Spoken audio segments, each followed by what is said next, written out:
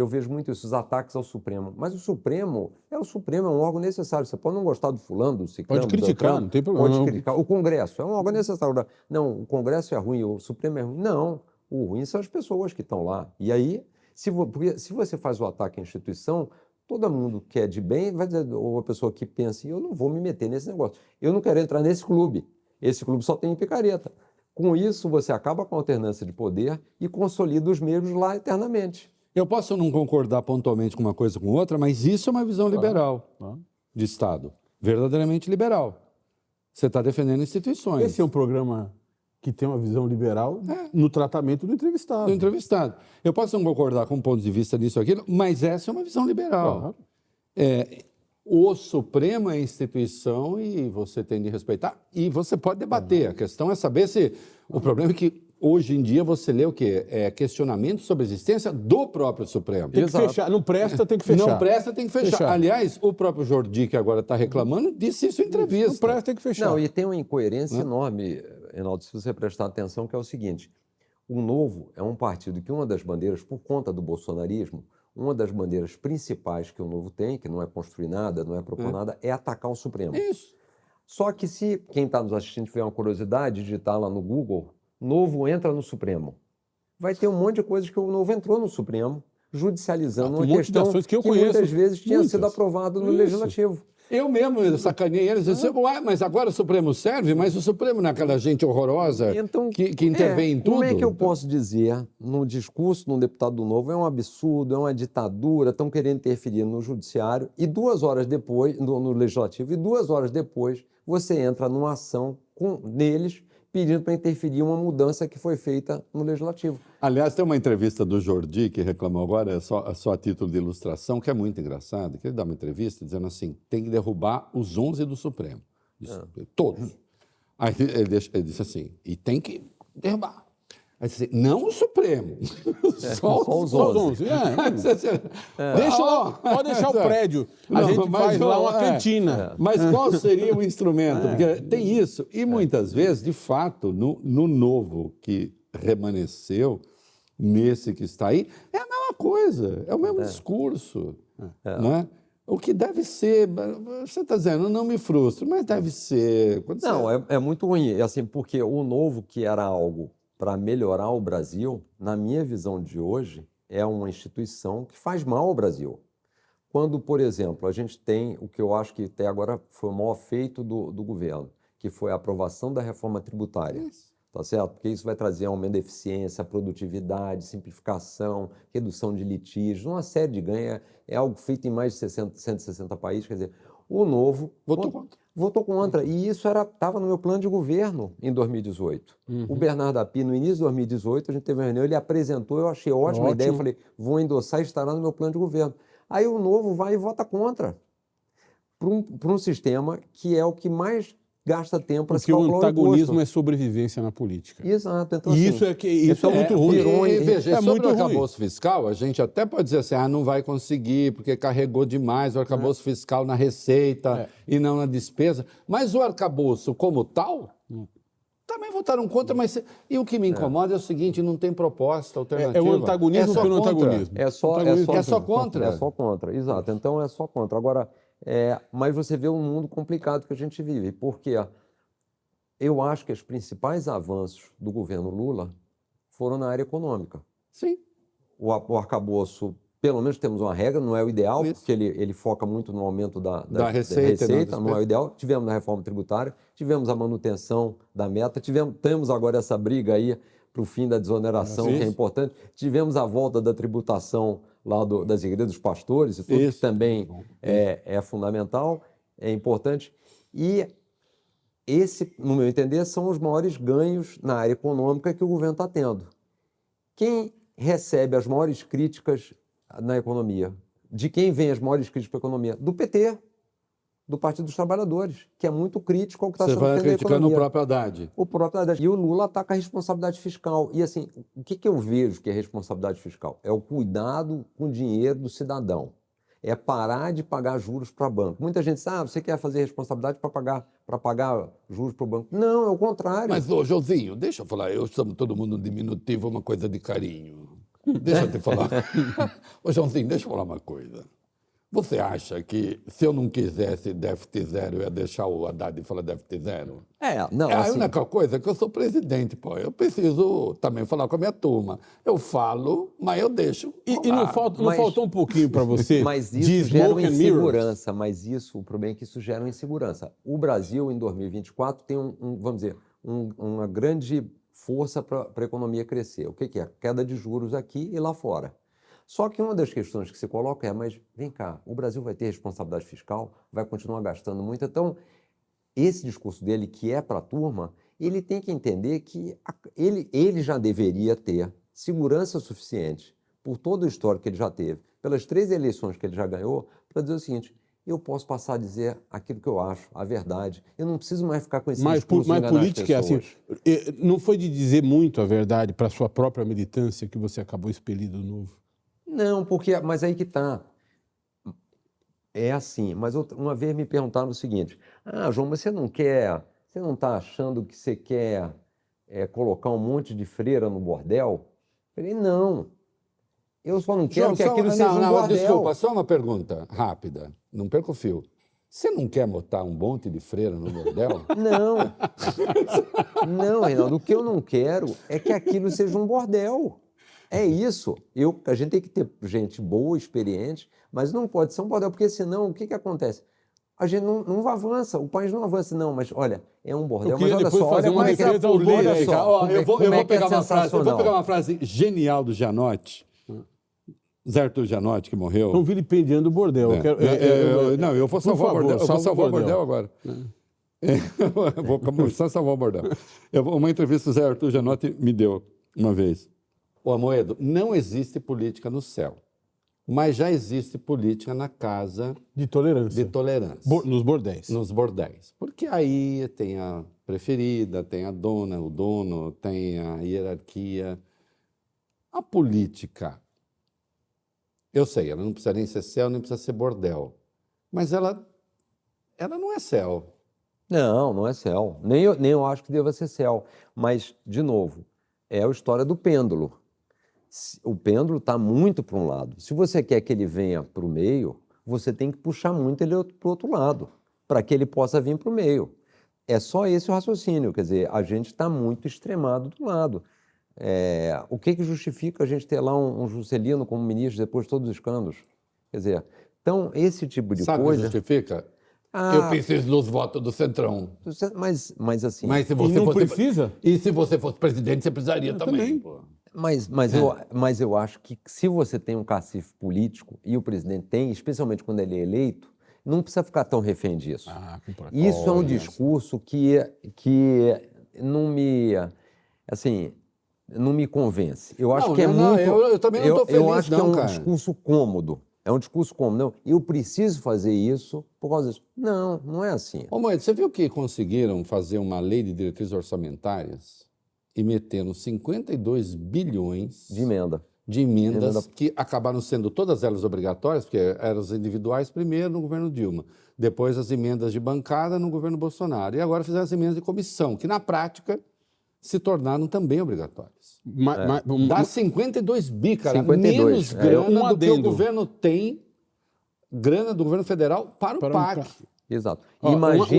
Imagina só o seguinte... Como vai ser difícil a renovação política? Isso é 10 vezes o fundo eleitoral. Sim. Isso. Como vai ser difícil a renovação política quando você tem mandatários que têm acesso a esse dinheiro? Então, por isso, até uma das discussões lá do Pacheco, uma regra para o... E só um parênteses, se o Lula diz não a isso, ou tenta vetar isso, primeiro é derrubado o veto, e ele não consegue aprovar mais nada. Cai.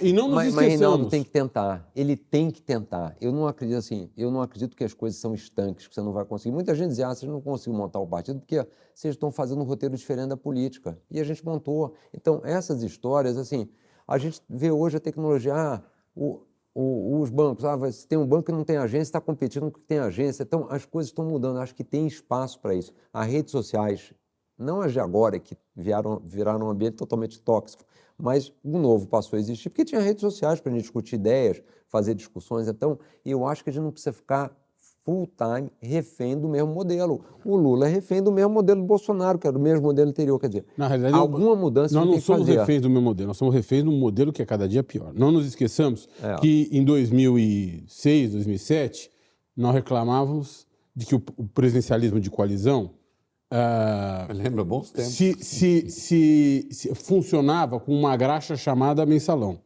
que era um dinheirinho para os parlamentares. Troco. Um dinheirinho. Troco. Depois a gente reclamou do Petrolão, que era já um dinheiro maior. E agora esses caras institucionalizaram o negócio. Exato. E aumentaram o valor muito. Muito. Ou Muito. seja, não, eles tomaram o orçamento É. sem nenhuma necessidade de fazer política pública e coordenar a política pública. Nenhuma. Eu acho até que E começaram isso não é uma coisa de agora. Isso começa em 2015, 2016, E foi exatamente no momento em que a Operação Lava Jato demoniza a política. 2015, emendas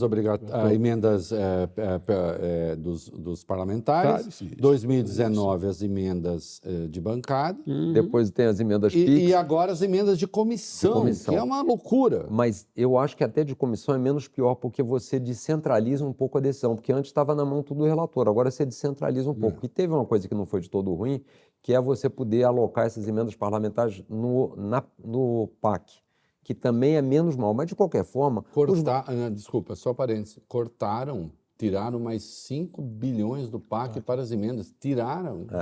Quer dizer, é um absurdo, um valor absurdo. E, João, os mecanismos de controle que o país organizou, a Controladoria Geral da União, o TCU, as Controladorias Gerais de Estado e os TCEs são incapazes de fiscalizar como esse dinheiro vai ser usado lá na ponta, no pequeno município. Não tem a menor chance. Então, nós estamos numa situação muito pior do que nós estávamos em 2002, 2003, 2004, 2005.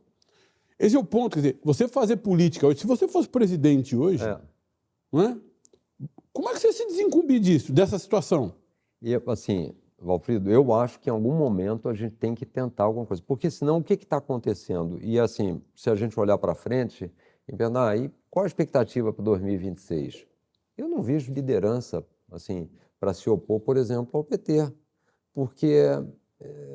será o Bolsonaro, e a turma do Bolsonaro. A turma do Bolsonaro.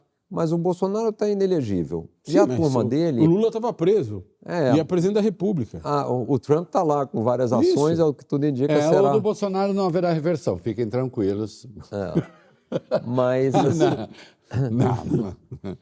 Porque, vamos dizer... Não há a menor chance. Os que aparecem como teoricamente possíveis, não tem projeto para o Brasil.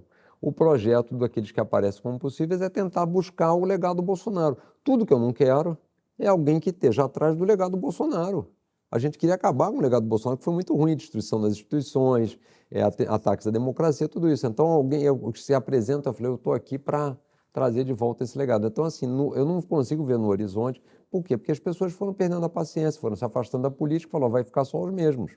Posso fazer uma provocação aos liberais? Claro que não, imagina. É porque é necessário. Vocês estão muito confortáveis. Vocês estão muito confortáveis. Vem para defesa. Vamos revolucionar aqui. Vem para defesa aí. Agora estamos aqui. Uma provocação. Uma provocação aos liberais. Eu respondo metade, você fica com a outra metade. Pois não. Vamos tirar os liberais. Você é do Comitê, né? Do Partido Comunista da União Soviética. Eu vou tirar os liberais da zona de conforto. Opa. Libertar carajo. Foi com essa frase, que é o seu slogan de campanha, que o presidente da Argentina, Milei, terminou o seu discurso de 26 minutos ou 27 minutos no Fórum Econômico Mundial de Davos. Essa semana. É curioso, você já falou um pouquinho... O discurso mais inacreditável. Você falou já um pouquinho sobre isso, mas é curioso que a extrema-direita tenha se apropriado da ideia de liberdade como se o Estado, a atividade estatal e a própria existência do Estado se opusesse à liberdade das pessoas, o nosso poder, a nossa autonomia de se autodeterminar. Mas a minha pergunta é um pouco mais... Ainda bem que foi a pergunta, porque senão eu estou me apaixonando já. Já vou deixar a resposta para você. É um pouco mais complexa para os dois. Mais para você do que para ele. Qual é a inconsistência ou o antagonismo que existe entre liberdade e igualdade? Existe, primeiro, um antagonismo, uma inconsistência entre liberdade e igualdade? Qual é? Pode citar aqui. Eu vou mudar, tá? Ah, Ele já mudou de ideia, viu? Deixa para ele. Se vira nos 30. ô, Alfredo, eu não vejo diferença entre liberdade e igualdade. Agora, assim, eu acho que a gente não busca a igualdade, porque as pessoas são diferentes. As pessoas têm características diferentes, Esse é um argumento, têm objetivos diferentes. Esse é um argumento que leva o argumento ao extremo. Nós não estamos falando disso.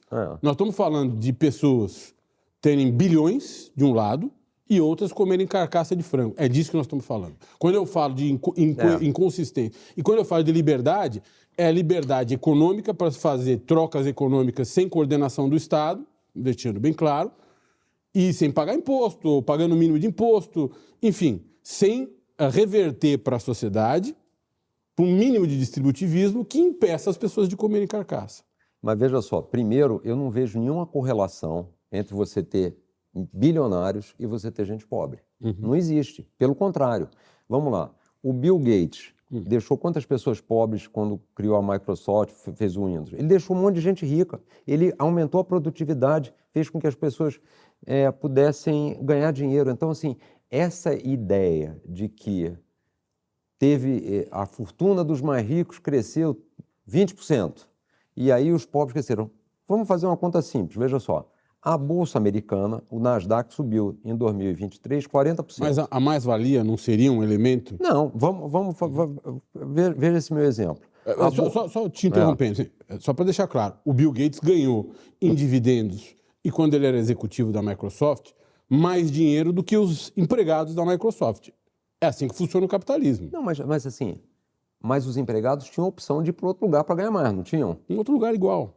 Então o que a gente pode mudar? O mercado de trabalho não é tão permeável quanto outros mercados. Por que o Bill Gates ganhou bilhões? Porque ele criou umas ferramentas que foram inovadoras, fizeram a produtividade da indústria, do comércio, das pessoas aumentar incrivelmente. Então ele fez por merecer aquilo, ele não roubou de ninguém. Agora, vamos pegar um exemplo agora, que eu vejo a reportagem, a fortuna do mais rico cresceu em 2000 e tanto, 23 tanto, e dos outros cresceu, da pobreza cresceu tanto. Um milionário que tem as suas empresas listadas em bolsa. A bolsa subiu o preço das ações, porque as taxas de juros caíram, porque existe perspectiva da economia melhorar. O Nasdaq subiu cerca de 40% em 2023 e o S&P, que é outro índice relevante, subiu mais de 20%. Se o sujeito não tivesse feito nada, tinha lá 100 de patrimônio, no final do ano, se ele estava no Nasdaq, ele terminou com 140, se ele estava no S&P, terminou com 120. Da onde ele roubou esses 20, 40? Não é roubo. De lugar nenhum. Não então, é assim, agora, eu acho que isso é uma armadilha que a gente cai, porque é justamente da criação de riqueza por parte dessas pessoas que você tem riqueza para ser distribuída. Já o Estado, muitas vezes, faz o contrário. Veja só o Estado brasileiro, para te dar um exemplo. O Estado brasileiro não cria riqueza, então ele fica transferindo de um para o outro, do outro para um. Só que, na maioria das vezes, o Estado brasileiro transfere dos mais pobres para os mais ricos, e não o contrário. Eu diria que quase todas as vezes. Quase todas as vezes. Vamos lá, fundo de garantia. O trabalhador ganhava uma remuneração no fundo de garantia menor que a poupança. A empresa recebia empréstimo do BNDES a uma taxa baixinha. Você estava transferindo a renda do trabalhador para o empresário. Então, qual é a minha preocupação quando a gente tem essa ideia de que, olha, temos que taxar os bilionários, o que a gente está fazendo, no fundo, é dizendo o seguinte, vamos transferir mais dinheiro para o Estado? Mas peraí, mas o Estado faz... eu comecei dizendo, eu queria montar um novo, porque eu sei que o dinheiro que entra no Estado, quando sai do outro lado, um pedaço foi para a corrupção, outro pedaço foi para a ineficiência, sai muito pouquinho. Se eu quisesse fazer juntar um grupo para fazer uma caridade e tivesse juntado um dinheiro, juntei um monte de dinheiro aqui, agora eu queria que você aplicasse em caridade. Eu ia dar esse dinheiro para o Estado brasileiro ou ia dar para o Bill Gates? Eu preferia dar para o Bill Gates, porque eu sei que ele ia criar mecanismos de utilização desse dinheiro, criar métricas muito mais eficazes do que o Estado ia fazer. Ele ia talvez virar o Estado brasileiro em 15 minutos. Mas então, assim, eu não sou contra a existência do Estado, acho ele necessário, acho os programas de renda mínima fundamentais, porque a gente precisa ter uma ponte até a gente ter educação de de qualidade, educação básica, cursos técnicos para todo mundo. Acho que, inclusive, esse foi um dos avanços do governo, fazer um marco para o curso técnico, que é alguma coisa que o Brasil quase não se faz. A média na OECD das pessoas que fazem curso técnico é 44%, no Brasil é 11%, a gente não conseguiu ainda bater nada. Então, assim, eu acho que teve esse mérito. Mas eu não coloco o problema na riqueza dos bilionários, a não ser que seja aquela riqueza advinda do capitalismo de Estado. Vamos financiar as sondas do seu Eike Batista para comprar não sei o quê. Vamos dar financiamento subsidiado para a BNDES, para a Odebrecht fazer. Não, mas, Aí sim. João, vamos lá. Acho que a gente está... Ninguém quer, assim, você coloca a pobreza, os ricos são responsáveis pela pobreza dos pobres. A questão não é essa. O que me parece, e nós vimos isso agora recentemente, vamos botar as coisas em termos práticos e exemplos concretos, nós tínhamos offshore que não estava pagando nada. Nós tínhamos super ricos, os tais super ricos, chamaram, eu odiei esse nome. O fato é, você tinha gente que investia nesses fundos específicos. Eu, se fosse um classe média investindo num fundo qualquer ali até Pagava. 10 pau, eu pagava. O outro acima de 10 pau não paga. Exato. Quer dizer, que sentido faz isso? Não fazia sentido nenhum. E essa é uma benesse do Estado, né? Tanto quanto um subsídio. Não, exato. Mas E assim, aí, certamente, eu acho que você defendeu que se cobrasse nos dois casos. exato. Né? Como eu vi hoje uma medida que eu também acho boa. Isso. É uma medida que é o seguinte, o governo está dizendo o seguinte, olha, a gente quer limitar o reembolso dos gastos Isso, com o plano com de saúde, que vai dar uma gritaria infernal. Vai dar infernal. Infernal, Como ele disse, mas necessária. É necessário, vou acabar com a desoneração. Aliás, Esse é um dos grandes só um dado privilégios para quem desse está país. acompanhando. Só um dado para quem está acompanhando. Atenção, 50% desses reembolsos, não sei o quê, dos descontos, vai para 0,8% da população. Exato. E os outros 50% para 88%. Olha que graça. Quer dizer, então, obviamente, é um elemento concentrador de renda. É um elemento concentrador de renda. Mas, de E novo... que estava aí, né? Estava aí. E parece tão óbvio que continue Exato. assim. Com né? enorme... O negócio da desoneração da folha, eu posso...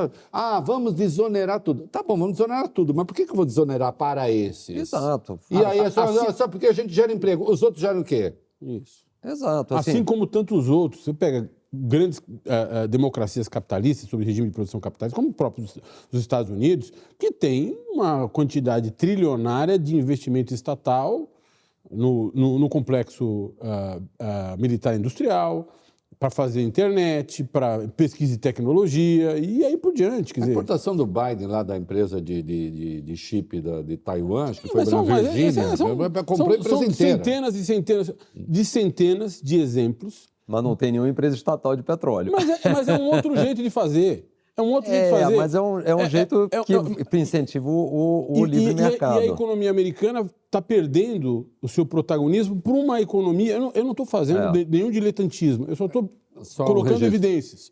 Está perdendo o seu protagonismo por uma economia em que o Estado é empresário, que é a economia chinesa. Mas Valfrido, aí eu discordo, porque assim, Não, eu não primeiro quero- os dados não da quero- eu não China, quero que você concorde, assim, eu primeiro só os quero que dados você- meu ponto. Primeiro, os dados da China são muito pouco confiáveis. Segundo, que a gente está vendo um crescimento na China já começando a ser questionado, que foi feito basicamente em cima de produtividade de uma mão de obra barata, né? Óbvio, com o investimento do Estado, mas assim, não tinha previdência na China. Então, as pessoas economizavam. Então, você tinha uma base de poupança para fazer investimento muito grande, porque como não tinha o benefício da aposentadoria, as pessoas eram obrigadas a economizar, coisas que o Brasil tem um grande problema de falta de poupança, né? Então, agora, eu acho que o Estado tem que corrigir essas distorções. Sim.